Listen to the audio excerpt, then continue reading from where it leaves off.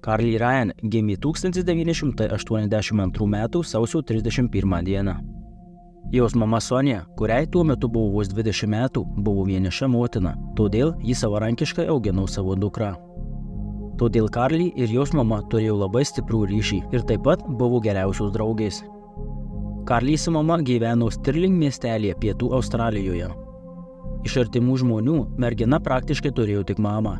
Jų santykiai buvo tokie artimi, kad Carly jautė, jau gali mamai pasipasakoti bet ką. O Sonia jautėsi žinanti viską, kas vyko Carly gyvenime. Tai buvo ankstyvieji socialinių tinklų laikai ir dauguma tėvų tiesiog nesuprato ir nežinojo, kaip su tuo reikėtų tvarkytis ir kokie pavojai gali tykoti jų vaikų. Carly mėgo savo laisvalaikį leisti svetainėje ratemybody.com. Vartotojai ten talpindavo savo nuotraukas forume, kad kiti vartotojai, nepažįstami internete, galėtų įvertinti jų patrauklumą. Ji taip pat lankydavosi svetainėje vampirefreaks.com, kuri turėjo parduotuvę su emo gotų stiliaus drabužiais bei turėjo susirašinėjimo funkciją. Bet didžiąją dalį savo laiko Carly praleisdavo socialinio tinklo platformoje MySpace. Tuo metu tai buvo pagrindinis socialinis tinklas, dar gerokai prieš Facebook. Carly pradėjo eksperimentuoti su emo stiliaus įvaizdžiu, kuris atsispindėjo jos aprangoje bei makiaže. Ir žinoma, visa tai buvo įamžinta selfiuose, kaip tai įprastai daro paaugliai. Mergina internete turėjo daugybę draugų, tačiau ne vienas jų neprilygo 18-mečiui vardu Brendonas Kane. Brendonas buvo jaunas muzikantas, kilęs iš Teksaso, tačiau tuo metu gyveno Brisbane mieste Australijoje. Carly ir Brendonas iš karto rado bendrą kalbą. Jie mėgo tuos pačius dalykus ir tas pačias muzikos grupes. Tai, kas prasidėjo kaip draugystė, greitai peraugo į internetinį romaną. Tai nebuvo paslaptis. Carly pasakojo visiems, kas tik klausėsi apie savo vaikiną Brendoną. Jos mama Sonia taip pat turėjo nuolatos klausytis apie jį, nes Brendonas buvo svarbi merginos gyvenimo dalis.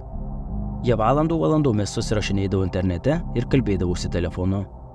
Kartais mama dirsteldavo per dukros petį, kai ši susirašinėdavo su Brendonu, bet niekada nieko įtartino nepastebėjo. Paaugliai taip santykius palaikė net 18 mėnesių.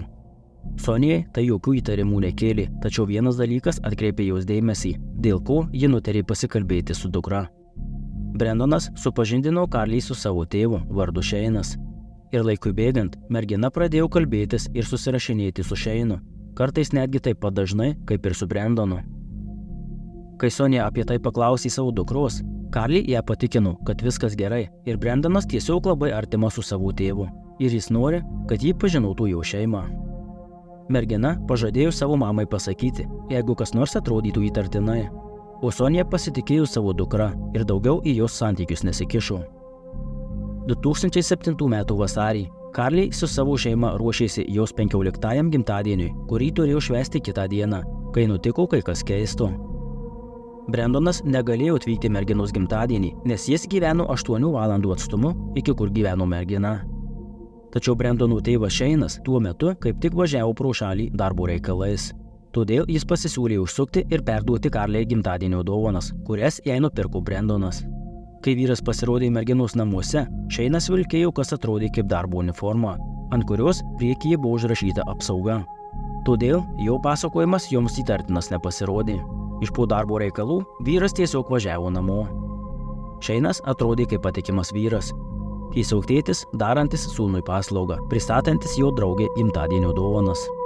Kitą dieną turėjo būti švenčiamas Carly's 15 gimtadienis su draugais ir šeima, tad Shane'as buvo pakviestas pernakvoti šeimos namuose, kad ir jis galėtų dalyvauti šventėje. Kitą dieną, vykstant merginos gimtadienio šventėje, Sonijai už akių užkliuvo keistas Shane'o elgesys. Jis elgėsi su jos dukra, lyg ji būtų jo nuosavybė. Paprastai tariant, jis skyrė merginai akivaizdžiai per daug dėmesio.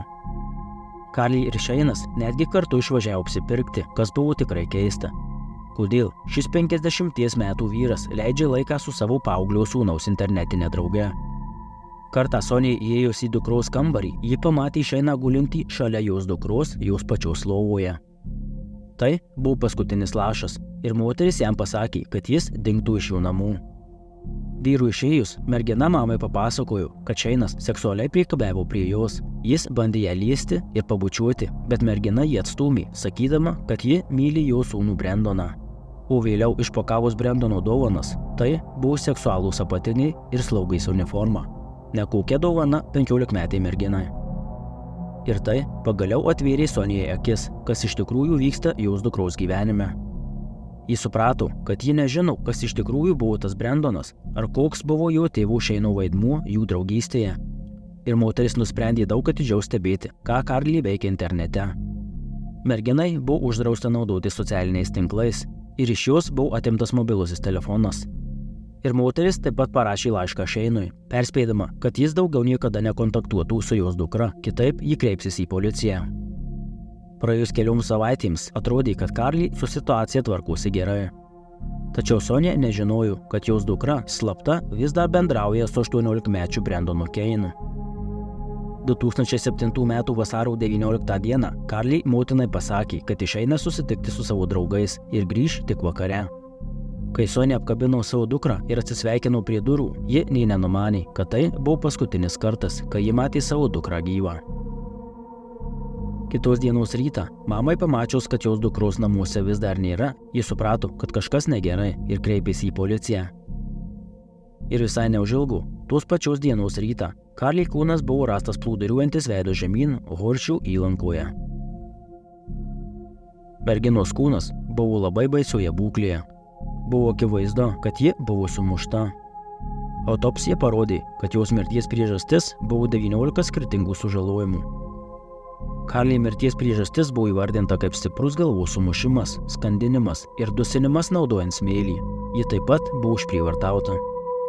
Pareigūnams peržiūrint apsaugos kamerų vaizdo įrašus, jie pamatė, kad prieš mirtį mergina vaikščiojo su 2 neatpažintais vyrais. Vienas liudininkas pasakojo matęs ją su šiais 2 vyrais netoli paplūdimio apie 9:30 vakaro. Vyrai buvo pastebėti važiuojantys mėlynos spalvos automobiliu, pagal kurį tyrėjai vėliau atsekė, kas tokie jie buvo. Praėjus 11 dienų po to, kai buvo rastas Carlys kūnas, policija sulaikė 50-metį Gary Francis Newmaną ir jo paauglį sūnų, kurio tapatybė nebuvo atskleista teismo dokumentuose dėl jo amžiaus nusikaltimų metu. Gary Francis Newmanas ir buvo tas pats Šeinas, tariamas Carly draugo Brendono tėvas, kuris iš tiesų buvo visiškai išgalvotas žmogus. Newmanas sukūrė šį fiktyvų asmenį, siekdamas pritraukti paauglės internete.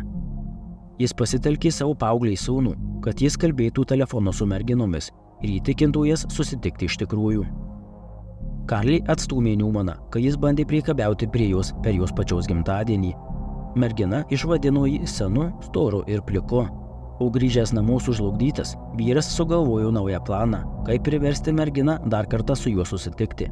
Ir šį kartą jis pasinaudojo savo paauglio sūnumi, kad planas atrodytų įtikinamesnis. Deja, mergina buvo per daug sugundyta galimybės pagaliau susitikti su savo internetiniu draugu Brendonu, kuris prisistatė kaip žavus amerikiečių kilmės muzikantas. Ji manė, kad yra įsimylėjusi, todėl kai šis pedofilas ir jo sūnus pakvietė Carly pagaliau susitikti su Brendonu realiame gyvenime, ji sutiko. Nepaisant vidinio jausmo, kad kažkas ne taip, nepaisant akivaizdžių ženklų per jos gimtadienį ir nepaisant to, kad turėjo meluoti mamai, Carly vis tiek nusprendė susitikti su šiais realybėje nepažįstamais žmonėmis. Kartais net ir suaugusiems žmonėms trūksta įžvalgumo suprasti, kad jie randasi pavojingose situacijose, o paaugliai šio supratimo turi dar mažiau. Ir dažnai jie jaučiasi nenugalimi. Carly niekada taip ir neįtarė, ką gali šis vyras. Merginos mama buvo visiškai sugniuždyta ir kamuojama kaltės jausmo. Ji galvojo, kad žinojo, kas vyksta dukters gyvenime. Ji manė, kad ji įskiepėjo Carly, kad ši būtų atsargi, o dabar ji turėjo susitaikyti su tuo faktu, kad jos dukra namo daugiau niekada nebegrįš. Nuo Carlys nužudymų nebuvo praėjusios nei 2 savaitės, kai pareigūnai atliko kratą Newmano namuose, o jis jau susirašinėjo su kita 14 metų mergaite. Kratos metu buvo rasta užrašų knygutė, kurioje buvo daugiau nei 200 slapyvardžių nuo skirtingų paskyrų, kurias jis naudojo bendraudamas su paauglėmis. Brendonas ir Šeinas buvo tik 2 iš jo daugybės naudojamų tapatybių. Užrašų knygutėje buvo ištisi puslapiai su skirtingais vartotojų vardais ir slapyvardžiais, taip pat netikrais vardais ir amžiais. Šeinas neegzistavo, jis nedirbo apsaugos srityje ir neturėjo paauglio sūnaus vardu Brendonas. Iš tikrųjų, Newmanas buvo išsiskyręs 3 vaikų tėvas, turintis potraukį nepilnametėms merginoms. Paskutinius porą metų jis gyveno Melburne su savo 17 metų įsivaikintu sūnumi, kuris padėjo jam įvilioti merginas į pinkles. Jaunuolis kalbėdavosi su merginomis telefonu, kad viskas atrodytų tikroviškiau. Šį kartą jis pasinaudojo įsūniu prisivilioti Karlį į netoliese esantį paplūdimį. Nėra aišku, kiek jaunuolis prisidėjo prie išprievartavimų ir žmogžudystės, bet yra manoma, kad mažiausiai jis padėjo savo įtėviui fiziškai sutramdyti merginą. Iš pradžių Newmanas neigė turintis kažką bendro su Karlės nužudymu, tvirtindamas, kad niekada nėra jos net matęs. Tačiau tai buvo akivaizdus melas. Tyrėjai turėjo daug įrodymų nuo socialinių tinklų žinučių iki ilgų telefoninių pokalbių, patvirtinančių, kad Newmanas bendravo su Karle pastaruosius 18 mėnesių. Teismo metu Newmanas turėjo pripažinti, kad jis bendravo su Karle, nes įrodymų tiesiog buvo per daug. Tačiau jis tvirtino, jog neturėjo jokių seksualinių ketinimų. Pasak jo, jis merginą jautėsi kaip patėvis ir tiesiog norėjo jai padėti. 2010 m. sausio 21 d. praėjus 3 metams po Karlį nužudymo, Gary Francis Newmanas buvo pripažintas kaltu ir nuteistas kalėti iki gyvos galvos, be teisės į lygtinį paleidimą, su mažiausiai 29 metų kalėjimo trukme. O jo paaugliui įsūniui, kuris irgi prisidėjo prie Karlės nužudymo, visi kaltinimai buvo panaikinti, o jo tapatybė išliko anoniminė, nes nusikaltimo metu jis buvo nepilnametis. Teismo pabaigoje teisėjas išsakė savo pastabą. Gary Newmanas nusipelnė likti už grotų visam likusiam savo gyvenimui, už savo bjaurų ir iškreiptą planą apgauti, suvedžioti ir nužudyti Karlę. Tai buvo siaubingas ir žiaurus poelgis prieš šį gražų, lengvai manipuliuojamą 15 metų vaiką. Aš sakau vaiką, nes jie buvo dar vaikas. Vaikas, kuris įsimylėjo tą gražaus, muzikalaus, gal net egzotiškų Brendono svajonę. Bet iš tikrųjų, tai buvo viršsvorį turintis, blinkantis, vidutinio amžiaus pedofilas, galvoje turintis tik seksą ir žmogžudystę. Iš pradžių žiniasklaida slėpė Gary Francis Newmano vardą, siekiant apsaugoti jo įsūnio tapatybę. Tačiau, kai buvo atskleista, kas iš tiesų jo nužudė merginą, į viešumą išlindo jo buvusios žmonos šokiruojantys liudijimai. Pasak Newmano buvusios žmonos, jis nekartą smurtavo prieš ją, įskaitant tą atvejį, kai jis ją sumušė vien todėl, kad ji iš darbo grįžo 15 minučių vėliau nei įprasta. Jis kontroliavo kiekvieną jos gyvenimo smulkmeną, taip pat jai uždraudė kada nors išsilaikyti vairuotojo pažymėjimą. Taip pat Newmanas bandė nugirdyti ir išprievartauti savo paties nepilnametę dukrą. Laimei, jo buvusiai žmonai ir dukrai pavyko nuo jų pabėgti. Bet jis toliau griovė kitų žmonių gyvenimus. Po Karlį nužudymų, jos mama Sonia stengėsi rasti būdą judėti į priekį, sukurdama kažką teigiamų savo ir kitų gyvenime. Jie įkūrė Carly Ryan fondą, kuris teikia sertifikuotą interneto saugumo programą. Ši programa veda seminarus apie saugumą internete ir sveikus santykius mokiniams su savo tėvais. Fondas taip pat sukūrė interneto saugumo programėlę pavadinimu Thread, kuri neturėtų būti painiojama su Instagramo Threads. Carly Ryan fondas siekia teisinių pokyčių, kad ateityje būtų išvengta panašių tragedijų. 2017 metais buvo įvestas Carly įstatymas.